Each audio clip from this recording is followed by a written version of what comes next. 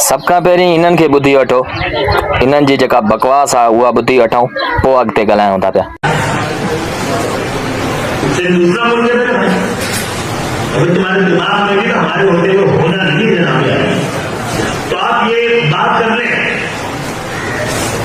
और डराए नहीं हमें, हिजरत ऐसे नहीं हो कि दो तरफों भी हो जाती है। फसादात से डराए नहीं, आपको पता है गैरतमंद लोग पाकिस्तान की मोहब्बत में, शराफत में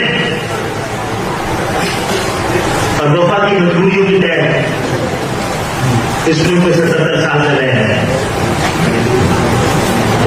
जॾहिं अवां हिजरत करे आया हुयो पाकिस्तान में जेको आहे त पंजाब तव्हांखे अॻिना रवाना करे छॾियो त हीउ ख़ालिस्तान आहे, तव्हां अॻिते हलिया वञो त पाकिस्तान अॻिते आहे। त असीं सिंधी क़ौम जेको आहे तव्हांखे असां दिलि में जायूं ॾिनियूं, असां तव्हांखे पंहिंजी ज़ाती मॾनि, त पोइ अॼु बि तव्हांजी उहा ई जेका त रिट आहे त असीं पंहिंजे हिसे जो पाकिस्तान खणी आया हुआसीं, असां जेको आहे त हिजरत करे आया हुआसीं, असां पंहिंजी क़ुर्बानियूं ॾिनियूंसीं, क़ुर्बानियूं ॾिनियूं आहिनि त उहे पंहिंजियूं क़ुर्बानियूं तव्हांजे वॾनि जूं हुयूं, तव्हांजूं न हुयूं।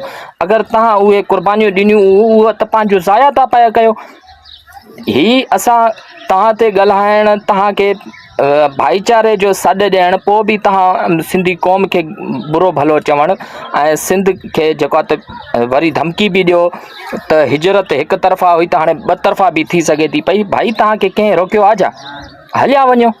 जॾहिं तव्हां 75 साल खां सिंध खे तस्लीम न कयो आहे त पोइ तव्हां पाकिस्तान खे किथे तस्लीम कंदो?